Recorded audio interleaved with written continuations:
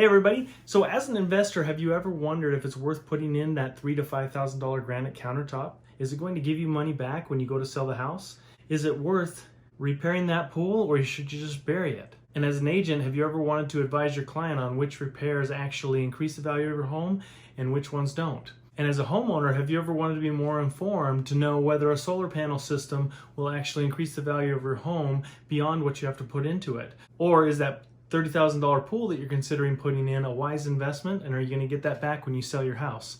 So this is a really cool video. I'm excited for you guys to get inside of a mind of an appraiser to become a better investor, a better agent, and a more informed homeowner. So let's get going. Let's get into this. So I had an agent come to me this morning and ask me how to make an adjustment on a property to determine an after repaired value. And as an appraiser, I wanted to put together this video so he can get inside my mind and see how to make these adjustments in the future on different properties. And oftentimes, if you put in the work, you can hand this information to an appraiser and they'll actually use that in their report. And if you ever have an appraisal come in low and you do this research and you find out that they made their adjustments incorrectly, you can provide this to them and you have justifiable proof that those adjustments were done incorrectly, and the appraiser can justify making those corrections.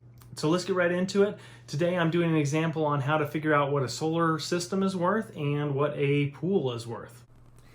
Okay, so I'm going to give you two examples.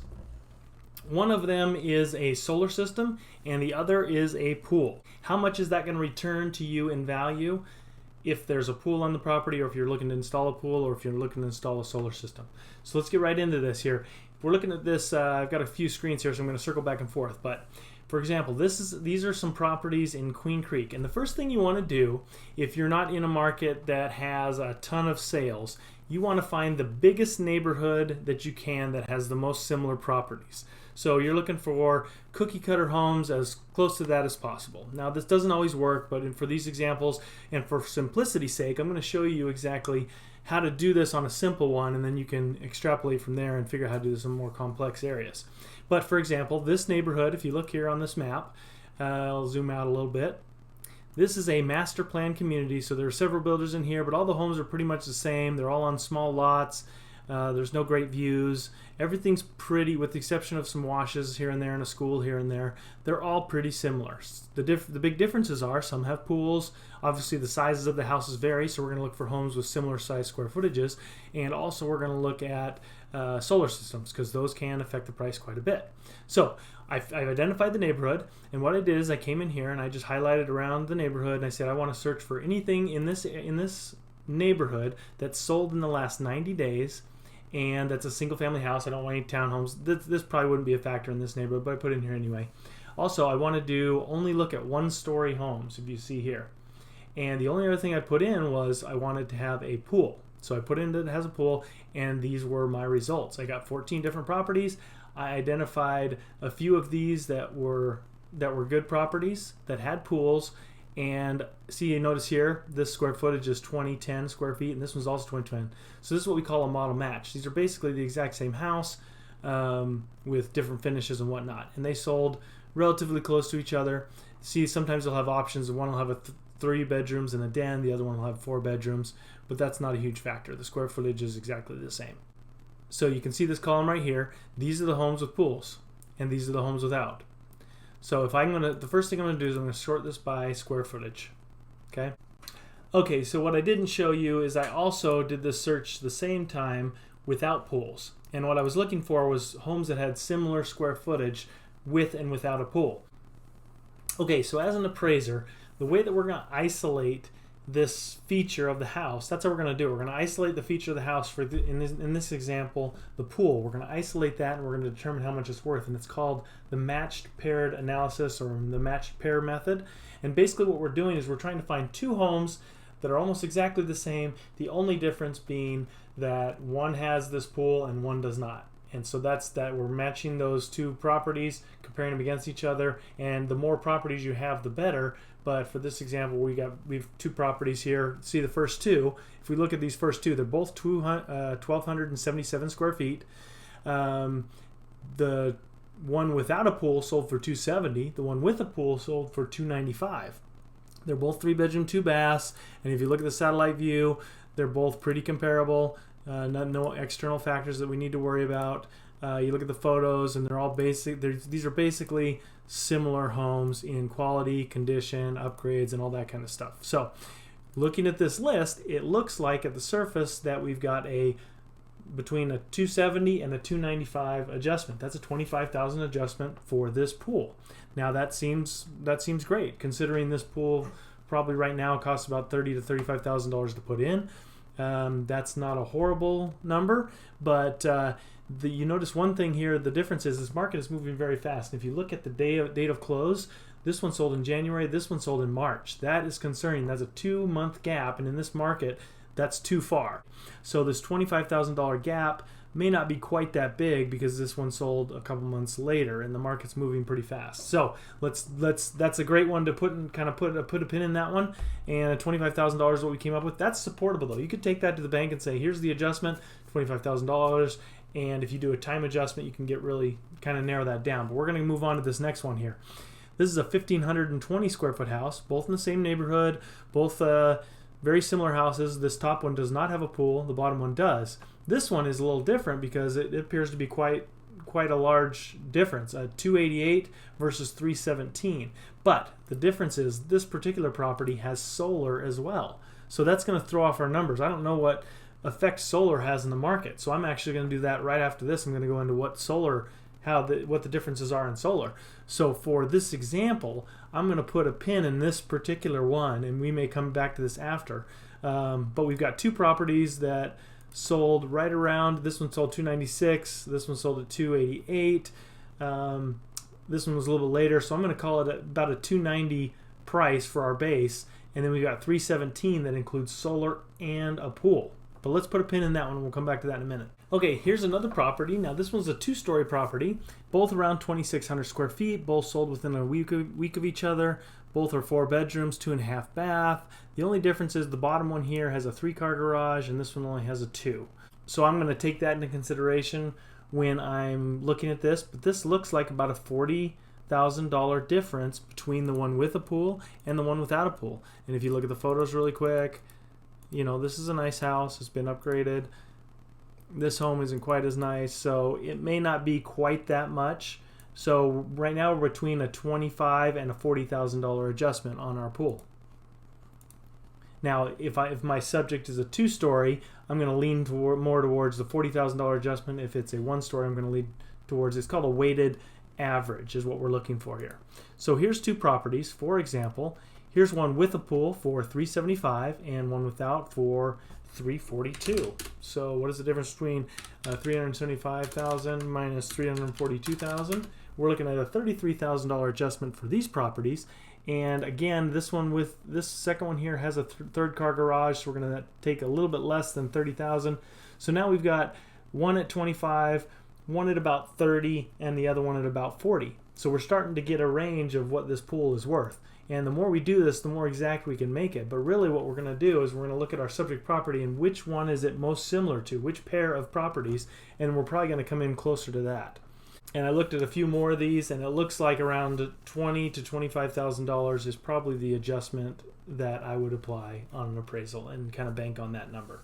Now, this particular market is different, and this is different in every neighborhood. For example, if you look at the map in this neighborhood that I searched, you might see 1 out of 5 homes actually has a pool. Here.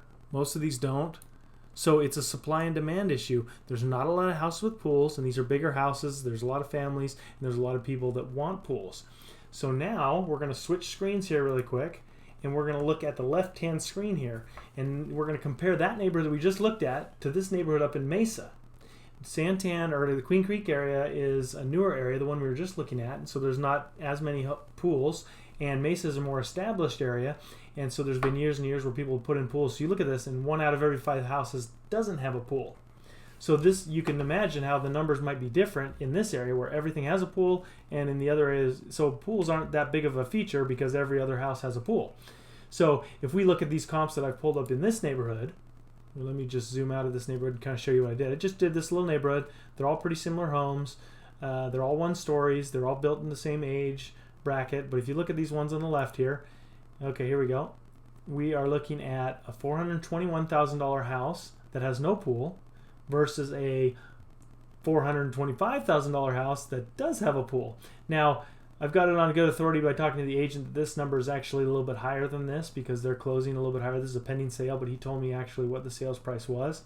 So, but this one is also a recent sale as well. So now in looking at these three comparables, these two are pending and this one is sold. These two are going for $425,000 and $429,000. These are all similar houses. The last two have a pool, the second one doesn't. So you can see the gap isn't near as large on these Mesa homes because of supply and demand. There's just more available, so they can compete with one another. Looking on this right-hand screen, because I wasn't really confident in this because these aren't sold comps, but I'm going to go over here and I'm going to look at another area.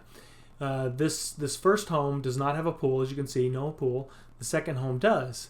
So you can see there's quite a bit of difference here. And these are all pretty similar homes built in the same range.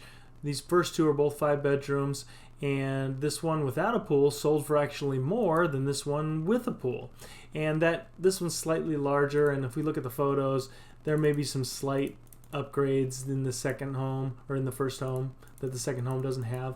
But as you can tell, Mesa just doesn't have, because there's so many pools, it doesn't have the same adjustment as you would in another market. But this is how you figure out what these are. Now I wanted to show you what a solar system is worth. And I talked to the agents on all 3 of these properties that have solar systems. As you can see right here in this column, these 3 properties have solar panels. And these are owned solar panels. They're not rented or leased solar panels. So if we look at this, they're all around between $18,000 and $22,000 for these systems. That's how much the owner paid, and we're going to see how much that returned to them when they sold their house. So for example, we're looking at this first one. Here are 3 properties that are around 1,520 square feet. And this is that one we talked about before. It has a pool and a solar system. And we know by doing the adjustments that we're looking at about a $20,000 to $25,000 adjustment for the pool. So once we factor that in, this property sold for $317,000, and the other properties that did not have a solar system or a pool went for $290,000 on average. And then if we're going to subtract a $20,000 pool out from that, that leaves us about a $7,000 adjustment for the solar panels. Now we're going to put a pin in that and see if that matches up with what we're finding up above. For example, here's 2 properties that are very similar to each other in size and in all ways, and the only difference is a solar panel system. And as you can see, the one without the solar panel sold for $265,000, the second one sold for $275,000 for a $10,000 difference. So that's right in line. So we got one at $7,000 adjustment, and then we have another one at a $10,000 adjustment. So let's go down the list here, one more to pull up. Here's 2 properties that are 210 square feet each, and this first one has a solar panel system, this second one does not. But you can see the age difference. This one sold 2 months later, and the market's been going up about that much, and so I'd say about $5,000 a month, and so at least that kind of falls in line with our adjustment of $10,000 that we're looking at here. And I looked at a couple other properties and found, and using that same method, and found out that it's about a $10,000 adjustment for a $20,000 system. So to make a solar system worth it, you're probably going to have to live in the property for about 10 years. Understand that there's going to be a discount when you go to sell it. And right now I'm in the process of building a couple houses, and I'm going to try and put a Tesla solar roof, and I'm going to see if I can get the market reaction on that one. So that's it. That's how you find adjustments for, and you can do this for everything. When I was working with Fannie Mae back in the last crash, we had to do this for granite countertops and small repairs, and it was kind of tricky, but we figured it out. And what the result was, we found that it was worth putting in granite countertops. It was worth making those repairs because the increased sales price would offset the $3,000 we would have to spend putting granite countertops.